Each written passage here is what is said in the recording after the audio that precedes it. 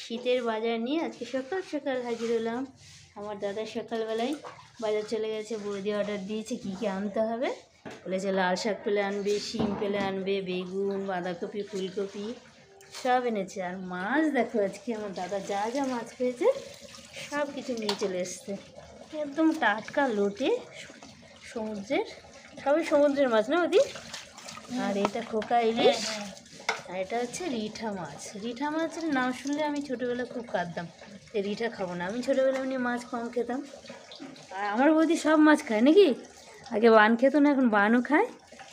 এই দেখো, চোখ বন্ধ করে খায় সবার মন রাখার জন্য। আর মাছগুলো এমন ধুয়েছে যেন একবারে সে রুপুলি ইলিশ। আর এটা তো লোটে মনে হচ্ছে যেন শ্যাম্পু দিয়ে ওয়াশ করেছে। কি বলবো। আর সকাল সকাল একদম ফ্রেশ মাছ নিয়ে আমার দাদা ঢুকেছে, আমি একটা ছোট্ট ভিডিও করে নিলাম।